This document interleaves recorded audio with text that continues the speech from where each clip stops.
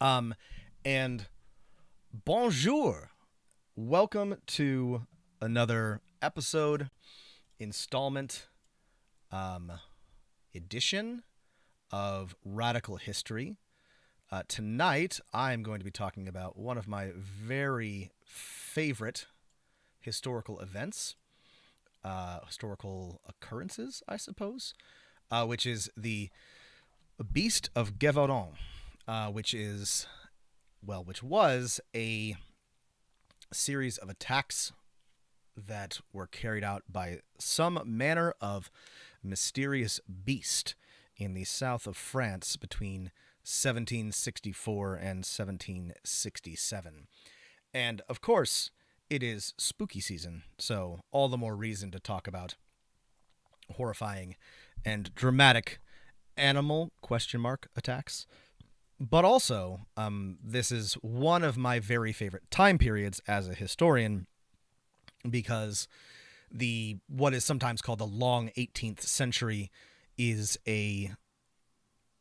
for me, it's a really fascinating inflection point when the ancient and the modern sort of come together and mix in really interesting ways. It's also when you start to see the emergence of a lot of print and literacy. There's a whole lot of dramatic change. This is, of course, the era of revolution. And so I just can't get enough of talking about this. Now, my emphasis is usually on the Anglo-American side of this, but I am extremely interested in, of course, all of the 18th century. And in France, there's a lot to talk about.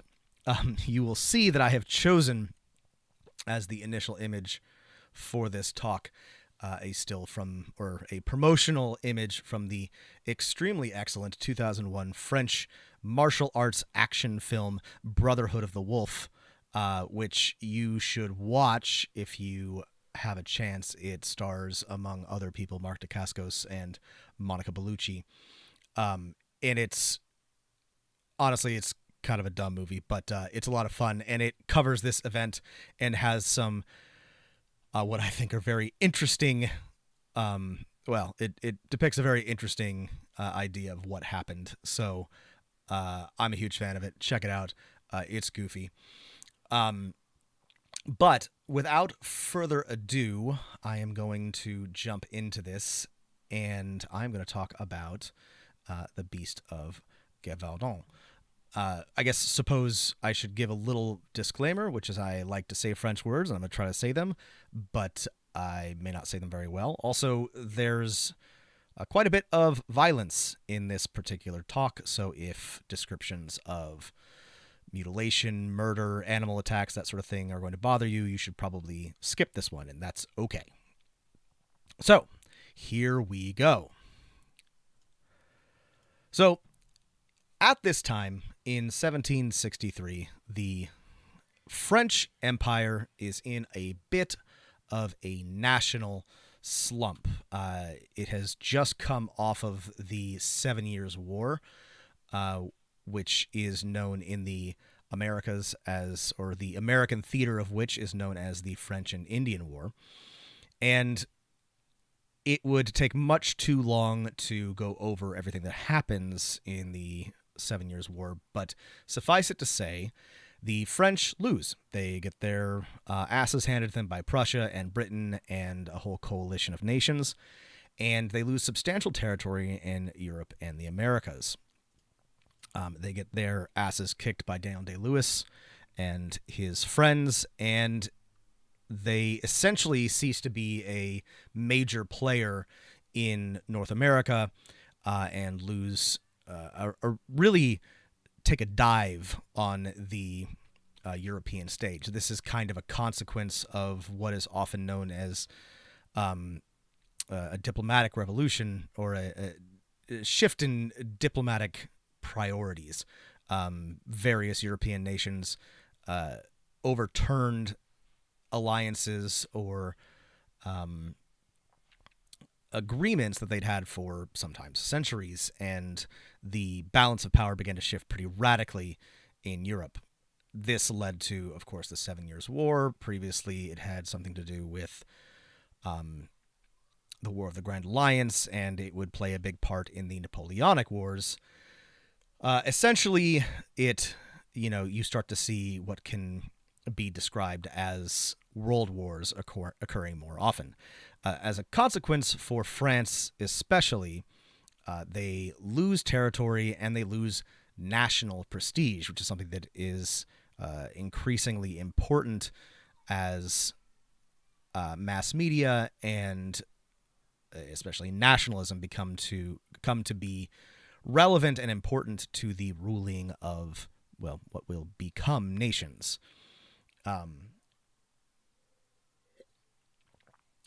The king at the time is Louis XV, and Louis XV ruled for quite some time, one of the longest reigning French monarchs.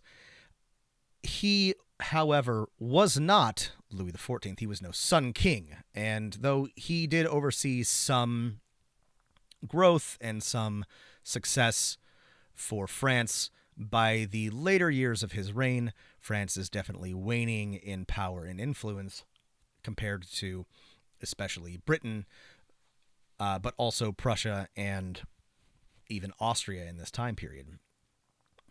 And most historians, looking back, tend to be critical of this reign.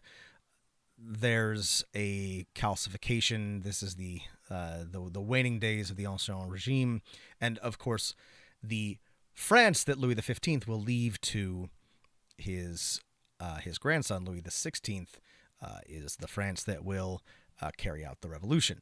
A France that is completely incapable of dealing with the problems that its people need help with, completely incapable of competing on the international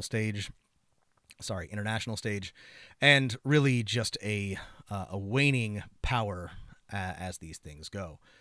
So bear that in mind as we go into this conversation about the Beast of Gévaudan. So this takes place in the the locality of Gévaudan, which is in what is now Lozère. You can see that in this map in the sort of lavender region called Occitane. And this is important for a number of reasons. Occitane is, as you can see, it's at the south of France. And in a lot of ways, it has more to do with, or it has kind of its own cultural, ethnic, national character, and it has its own language. Occitan was and is its own language, a sort of collection of languages. It's a Romance language, or belongs to a family of Romance languages, which includes Languedoc and Gascon and a number of others. It's closely related to Catalan, and up until the revolution, and this is a whole nother conversation, but for a long time, the people of Occitan and a lot of these southern French, a lot of parts of France, don't really have a French identity. They probably would not have considered themselves French. They would not have spoken, or many of them would not have spoken what we now recognize as French. And they, their relationship to the crown, to the state, to the king was uncertain at best. So when we talk about, especially sort of pre-revolution France, the idea of the nation is, or a nation or a French identity is not super accurate. So bear that in mind. It was not that these people didn't recognize the authority of the king, but they probably had a loose relationship to the crown and really to the state at all. That also has to do with the fact that this area is remote, it's mountainous, it is relatively difficult to get to and difficult to navigate, and it's very sparsely populated. It's still one of the most sparsely populated regions in France, and it didn't help that in the 16th century, a large number of Huguenots settled here and then were driven out. A lot of the wealth of the nobility and of the people of Occitan and of Lozère especially, and of Gévaudan, were was either forcibly or expropriated or fled with the rest of the Huguenots. So this is not a, deeply impoverished part of France, but it's remote. It's mostly peasants, and it's not especially prosperous. Most of the economy here revolves around textiles, wool, sheep herding, and even though the textiles is becoming less and less important and less valuable, but it is sort of the crucial element of the economy for the people of Gévaudan, and that's important for what is about to happen, which is that in June 1764, excuse me just a moment.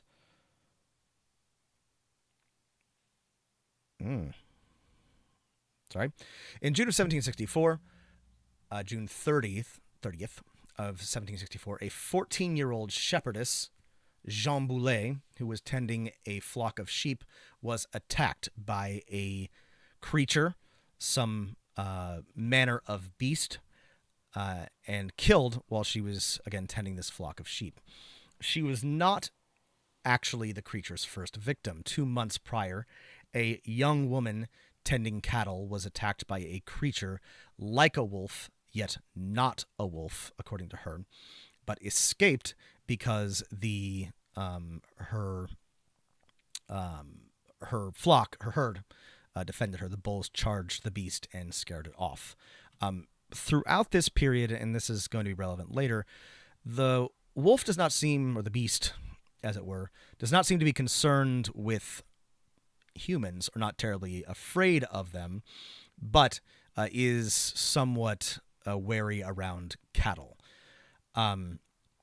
This is the first of what will become many attacks, and it is hard to know exactly how many people are attacked and killed during this time period, but estimates range from dozens to several hundred.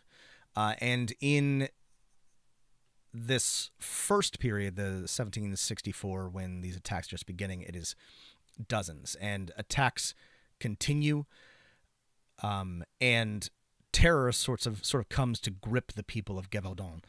One of the things that is particularly terrifying and gruesome about the wolf is that reportedly, all of these, not the wolf, the beast, it is called La Bête Féroce, the ferocious beast or something like that.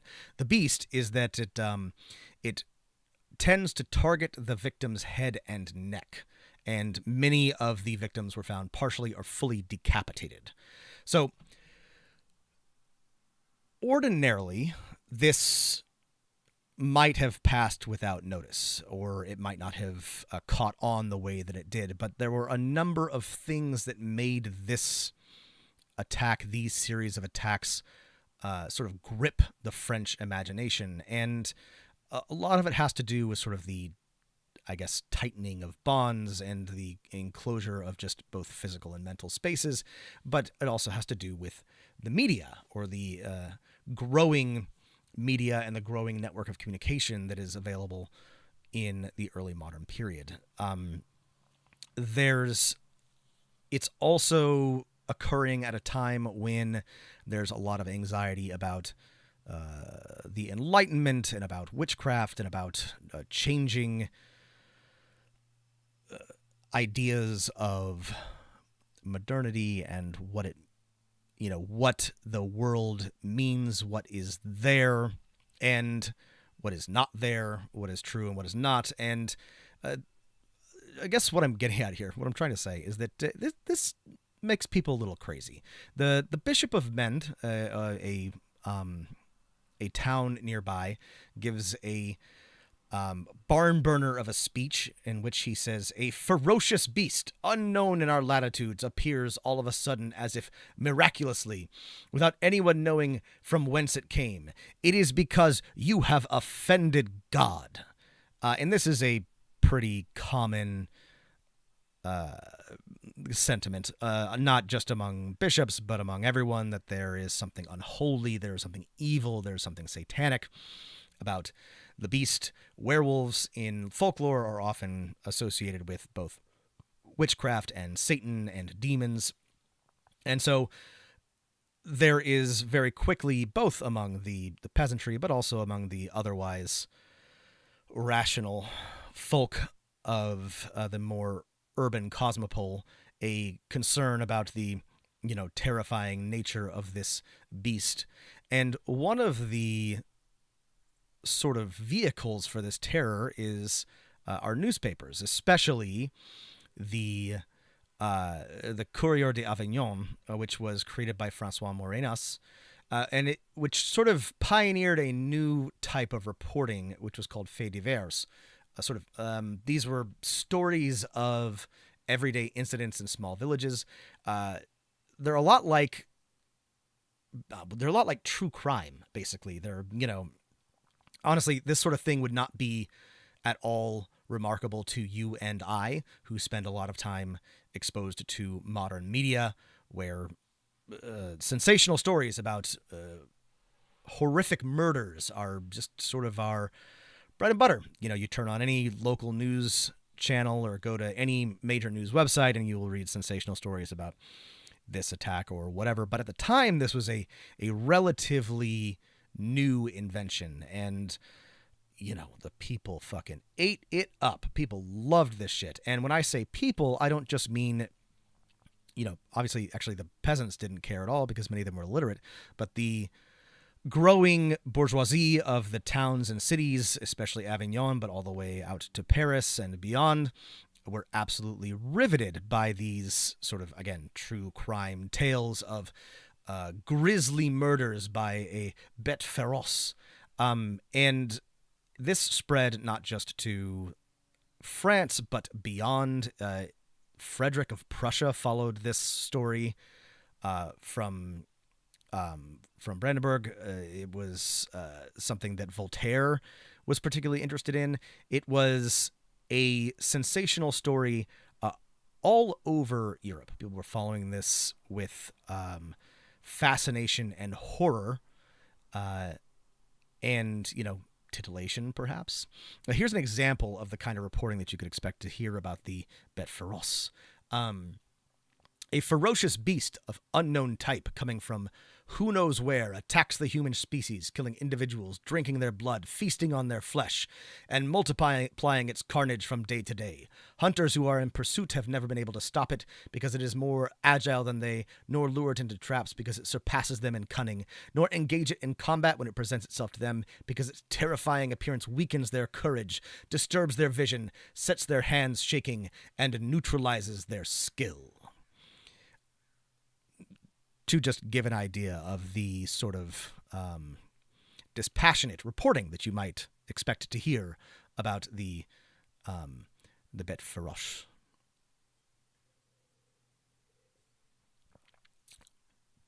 So these attacks continue throughout 1764, and ultimately the king realizes that he needs to do something about this, so he dispatches Captain Jean-Baptiste Duhamel and 57 dragoons, who were sent, by the king. And by all accounts, Duhamel and his contingent of dragoons? Dragoons really fucked it up. The soldiers, on at least one occasion, claimed to have seen the beast and shot at it, but failed to kill it. In some tellings, they just missed. But one given by the men themselves claims that they repeatedly shot the beast and it got up, or the bullets bounced off of its thick hide, or it simply shrugged off their bullets. I personally think that they were embarrassed and lied because they couldn't hit the broadside of the bard with their smoothbore muskets, but that is pure speculation. And anyway, that's what they said happened. Embarrassed by this particular failure, Louis XV enlisted the help of, and this is a real doozy of a name, so bear with me, Jean-Charles Marc-Antoine Vaumelles de Henneval and his son Jean-François. I will refer to them as the de Hennevals from here on out.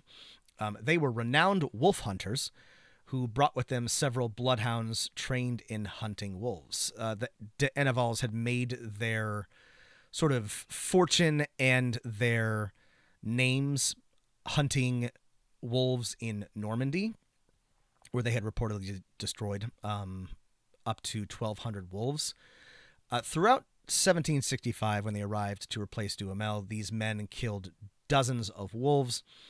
But on May 24th, there was a popular fair at Malzieu, and the beast made an attack during the day at a place called Joulangier, which ended up killing the 20-year-old Marguerite Martin, and then was followed by several more attacks throughout the day. The D'Ennevals were embarrassed by this, and the king had them replaced as well by a man named Francois Antoine. Now, Francois Antoine was, and again, this is a whole list of names, the officer of the Royal Bedchamber, Knight Equerry of the Royal Military Order of St. Louis, and the Harquebusier, the gun-bearer of the king, and lieutenant of the hunt, which is a lot of titles. He was essentially the king's lead huntsman. I learned while doing research for this that there is actually a wolf catcher royal, a lieutenant de louveterie, whose job was simply to hunt wolves. But for some reason, he was not given this job, and I cannot figure out why. I imagine there's a really fascinating story behind that, but I don't know what it is. So apologies, and we will just have to wonder together. So Antoine, the harquebusier of the king, was sent to Gévaudan to put this beast down once and for all. Antoine did a number of things differently. He enlisted a large proportion of the peasantry, setting them to sort of just flush out the wolves, beat the underbrush, make a bunch of noise, trying to flush the beast out. He was there for a while and hunted several wolves, but on the 11th of August, a young woman named Marie-Jeanne Vallée and her younger sister were attacked while fording a river. Vallée successfully defended herself and her sister with a bayonet mounted at the end of a staff, wounding the beast, which threw itself into the river and, according to the account, thrashed about madly before escaping. I could not find any information about why Vallée had a bayonet, but everything I read seemed to think that was normal, so just I don't know, maybe shepherdesses were carrying around bayonets regularly. That would be a smart thing to do if you're being attacked by beasts. So anyway, good for her. Antoine and his company quickly made their way to the site when they heard of this event and praised Marie-Jeanne for her bravery. Antoine gave her the name the Maid of Gévaudan, comparing her to Joan of Arc. There is a very cool statue of her fending off the wolf with a spear, which I somehow failed to include in my slideshow, but I think it'll be the thumbnail for this.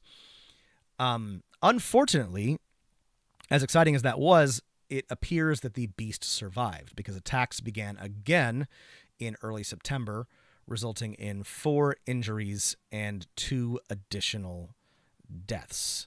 And I don't know what my next thing is. Oops. Let's stay on this. So, on the 19th of September, a huntsman told Antoine that a large wolf had been sighted in Saint-Julien-de-Chazé and that a she-wolf and her whelps were nearby. Antoine and his party moved in, and on the 21st of September, he encountered a wolf as it emerged from the forest. His musket was reportedly loaded with 5 charges of powder, a ball, and 30 to 40 pieces of shrapnel known as wolf shot. He fired from 50 yards away and was nearly knocked to the ground. The wolf collapsed after having taken the musket ball to the right eye and shot to the right shoulder and side. Le Loup de Chazé, as it was afterwards known, was 6 feet long, slightly over 3 feet tall, and weighed around 140 pounds. Antoine was anxious to confirm without a doubt that the dead animal before him was the beast, so it was taken to Bessay, where an autopsy was performed by the surgeon Boulanger. No human remains were uncovered in its stomach or intestines, but a number of individuals who had been attacked by the beast came forward and identified this wolf as their assailant, including the maid of Gévaudan, Marie-Jeanne Vallée. Antoine had the animal embalmed, and the carcass was presented before Louis XV himself. As recognition and as a reward for this feat, Antoine was rewarded with 9,000 livres and numerous accolades. But would you believe that this was not the end of it, and attacks did not cease? In December, 2 boys were attacked but survived, and then soon afterwards, successful attacks followed, and shepherds witnessed that the beast no longer showed any fear around cattle. A dozen more deaths were reported to have followed on attacks near La Besserie Saint-Marie. Ultimately, the person who is credited with killing the creature that ended the attacks is a man named Jean Chastel, a local hunter who shot it at the slopes of Mount Mouchet during a hunt organized by a local nobleman, the Marquis de Apchier. I don't know that one. In 1767. There are a bunch of really delightful legends about this event, including some that say that Chastel killed the beast after citing prayers, or that he used silver bullets, or that he melted down Virgin Mary's medals to make his shot. These are probably all later inventions. But after the death of this final beast, the attacks appear to have slowed down or even stopped entirely. So, what happened here? You may be wondering, right? There's several animals killed. There's dozens, hundreds of attacks. There's repeated descriptions of something called a wolf that is not a wolf. You know, it's described as wolf-like, but not, but bigger. Sometimes it's as large as a cow or a horse. Sometimes it's got an elongated head or snout, pointed ears, a mouth that's not like a wolf. Sometimes it's said to be standing up or have a tawny or a russet color fur. Sometimes it's described as having glowing red eyes, etc., etc., etc., right? So what happened here? What was the beast? Who was the culprit? Well, I hope that you're not coming to me hoping to get a final answer, because if so, you're not going to get one. But I can tell you what some people have identified and what some historians that I respect have said about this particular event. So the, I guess, traditional reading of the Beast of Gévaudan, of this overall time period, is that a bunch of illiterate and superstitious peasants, got in their heads about a bunch of wolf attacks and invented a savage beast to explain what had happened. But recent scholarship has shown that it was really a combination of both the peasants, but also the people of the cosmopole, the urban bourgeoisie, who were fascinated by this particular event, and that there was a fascination with it that was driven both by sort of an interest and a even obsession with new, I guess, naturalist understandings of the world, growing understanding of different animals and different types of creatures that occurred elsewhere as explorers brought back specimens from the far corners of the earth, and that there was both something very unique and something familiar about this. The truth is that wolf attacks in this time period are pretty common. That some historians have speculated that in the 1600s and the 1700s that there were thousands of fatal wolf attacks, perhaps 10,000, up to 100 a year at times. And this, if like me, you're American or you grew up in the American West, this seems absolutely shocking to you because our wolves stay very far away from humans and are actually not usually dangerous to human beings. But what's happening in the early modern period in Europe is that the population is expanding and the wild areas are growing more and more condensed. And this is a period of extreme interaction between wild species and human beings. I don't know how many people know this, but the last wild cow, the last aurochs, was killed in Poland about 100 years before this event. And that's not to say that anything specific might have happened here, but it is actually not uncommon for wolves to encounter and attack humans in this time period. And so this is a particularly intense and dramatic example of wolf attacks, but it is not entirely outside of the realm of understanding. That being said, there is definitely something going on here. And I have collected for you a number of... Well, I have read a bunch of different theories about what the Beast of Gévaudan might have been. I am also still sad about that aurochs, by the way. Rest in peace to the aurochs. I have collected a bunch of theories about the Gévaudan or the Beast of Gévaudan and what it might have been, and then I will tell you what I think it was at the end.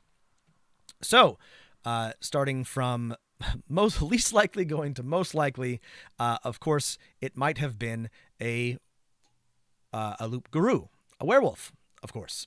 This was a extremely common explanation for what happened. This was very popular among both the clergy and the peasants as an explanation for why this creature was killing people and ripping their heads off and doing all sorts of horrible, dramatic things. This is a history talk, so I can't really endorse the it's a werewolf theory, but it's a fun one and one of my favorites. Some other really exciting ones include people who think that it might have been some sort of prehistoric canid that survived somehow until the modern day. Particular theories include a hyenodon, which you can see here, a big, scary hyena creature, or a hemicyon, which is a kind of bear dog. This is a very fun idea in my estimation, but completely and absolutely preposterous. There's not really anything in the history or the fossil record to suggest that even a small population of these creatures might have survived to the modern day, but it's a delightful theory, I think. Other theories include that it's a escaped specimen from somebody's sort of like personal menagerie, a hyena or a lion. Spoilers for Brotherhood of the Wolf, but this is what the movie postulates that it is. That it's a trained lion that has been armored and directed to attack by a evil. Actually, it's too complicated to go in here. You should really watch the movie. It's great. There's also theories that it might be some kind of wolf hybrid. One historian suggested that it might have been a mastiff trained and clad in armor. So, well, hold on a sec.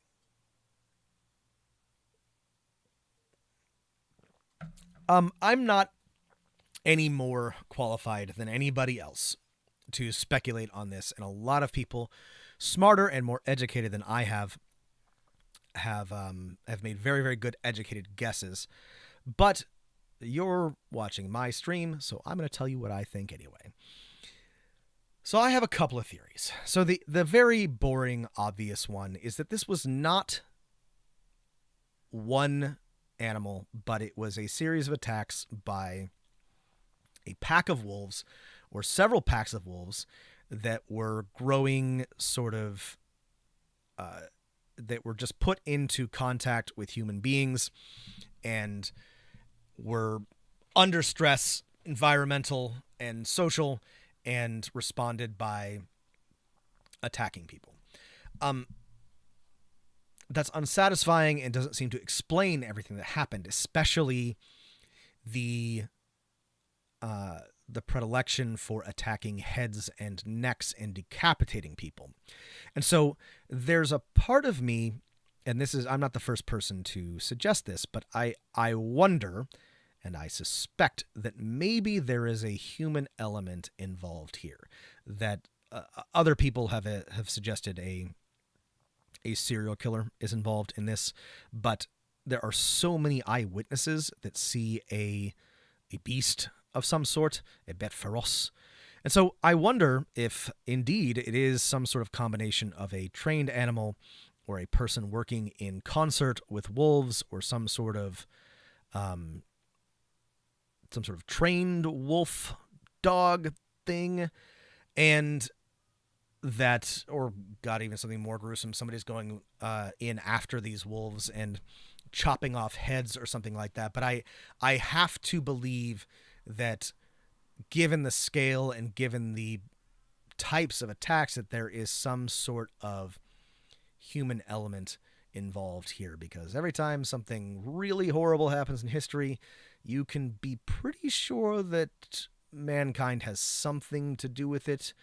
So I promised you all that I would speculate and reveal the true identity of the beast, and that was a lie, obviously, but that's my take on it. Is that's my wild speculation about what happened here. But part of what I think is so interesting about this time period, or about this event, is that we do not know, which is really rare and really interesting. And I also think that this is just such an interesting intersection, because you can kind of see intersection of time. You can see the sort of like fading desperation of the ancien regime and the, I guess, impotence of the old order.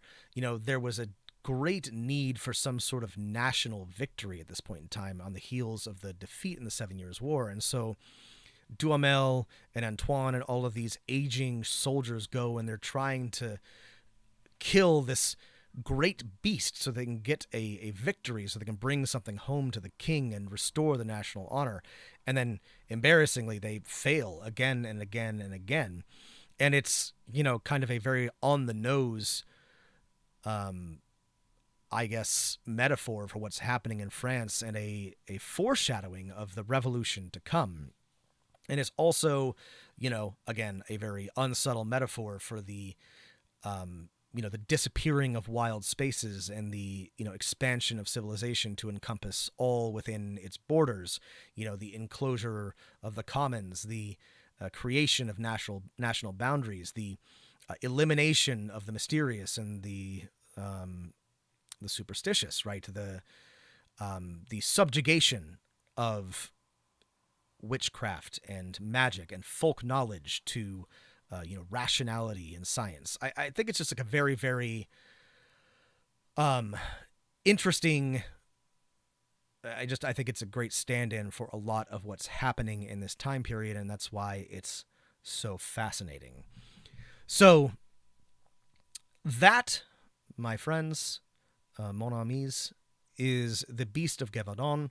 I apologize for leaving you with more questions than answers, but now you can join the ranks of historians and naturalists throughout history in not knowing and wondering about The Beast of Gévaudan. Thank you all for tuning in to my very first YouTube stream. I think this went pretty well. I will be back next week with a talk on witches and witchcraft, which I'm very excited about, and it will follow the a talk I gave a while ago in person, and I'm very excited about it. Please smash that like button, share, follow me on Twitter, Substack, follow, whatever. And thanks again for listening. I will see you all next